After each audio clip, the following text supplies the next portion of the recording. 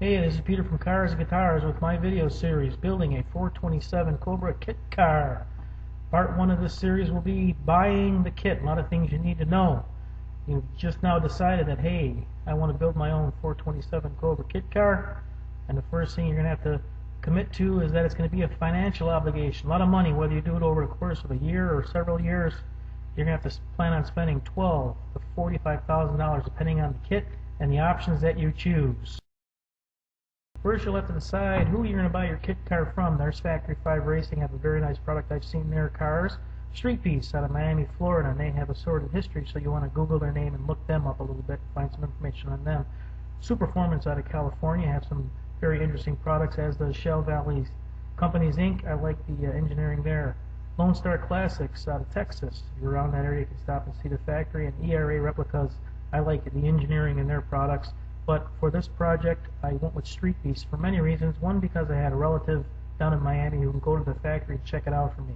Now, I'm not trying to bash or say anything bad about them. I'm just trying to relate the experience buying from StreetBeasts as it happened to me. If you do order from StreetBeasts in Florida, you want to expect a car salesman type experience. When you call and order literature, you'll get regular phone calls asking you to purchase one of their kits. I ordered mine on August 4th. The salesman told me he had a car sitting on the dock. Somebody backed out on, I could have it immediately, and he promised me a delivery in September, which is only 30 days. But I didn't get mine. I actually didn't get a phone call until mid-December, 3 months later than he actually promised. So it was late. Grading and shipping fees were $2,700. That's something you have to pay right up front, right to the delivery company. You can either pick it up. If you pick it up at the factory, you're going to have to pay sales tax in that state. I had mine shipped to a terminal locally, and I saved $300 picking it up myself instead of delivery to my door. Access to a trailer when I was able to go pick it up myself, and this is as the uncrating process began. You can see it's very well packed, a lot of lumber there, a lot of boxes, a lot of parts. It was very well packed and shipped. There was not any damage due to shipping or any climate damages or anything. It was delivered very well.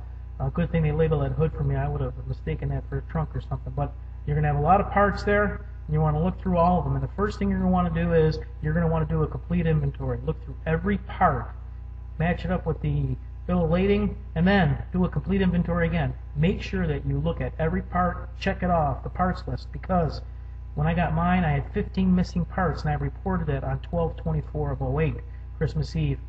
I made many phone calls, many emails to StreetBeasts, and I'll tell you, after the salesman, he was gone, he wasn't working there anymore, and all the promises he made to me went along with him.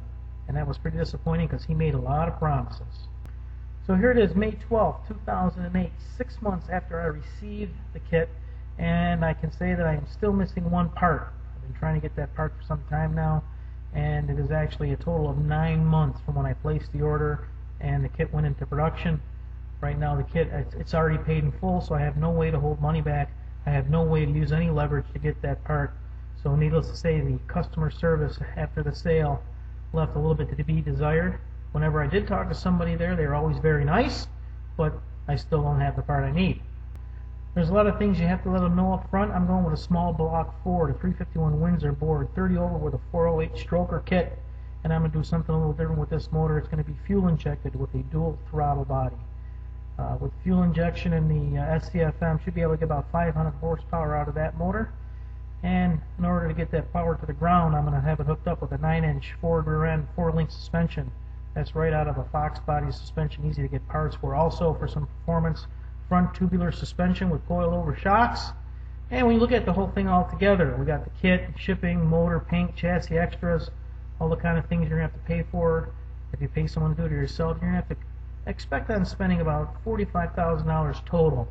You can shell it out over a period of time as you build it, but that's about what it's going to cost you unless you go to a junkyard and get some parts cheap. The one thing I cannot stress enough is to study the purchase agreement. Most important thing, the StreetBeasts purchase agreement has a lot of fine print in there that you probably never would pay attention to, but a piece of that fine print came up and bit me and everybody else who had a car on order with them. In case of loss of premises, fire and flood, etc., etc., it just says that they can send you a letter, and within 90 days you have to pay them the entire balance of the car. So they can claim that they lost their lease, they had a fire, water, flood, or whatever, and that you have to pay within 90 days. So I had two cars on order, $2,500 a piece, one in February and the one that Salesman talked me into in July. I had one delivered, which I have now, and I have one of them still on order. And wouldn't you know it, got a letter in the mail. They're calling in the balance. They're claiming that they're losing their lease and that I have to pay for it. I have 90 days to pay it in full. And if I don't pay it 90 days in full, you guessed it, you lose your $2,500 deposit. Not only me, but everybody who has a vehicle on order with StreetBeasts has 90 days to pay up, or they lose their car and they lose their money. This is kind of short-sighted on this part of StreetBeasts, because at the beginning I told you when you go to pick who you're going to get your car from, it's not like StreetBeasts is the only game in town. No, I'm not bad-mouthing them. I'm just telling you that, hey, this is the experience I had.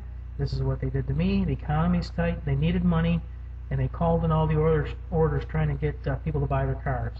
So the first thing you're going to have to do is choose a manufacturer you are comfortable with. Do some research. Google their name. Join some chat forums and ask if anybody has any experiences, good or bad, with the manufacturer. Call the Better Business Bureau. See if they have any complaints against them. Do as much as you can for research, and then figure out your total budget. How much do you really want to spend? Do you want to get parts from a junkyard, or do you want to buy all new performance parts?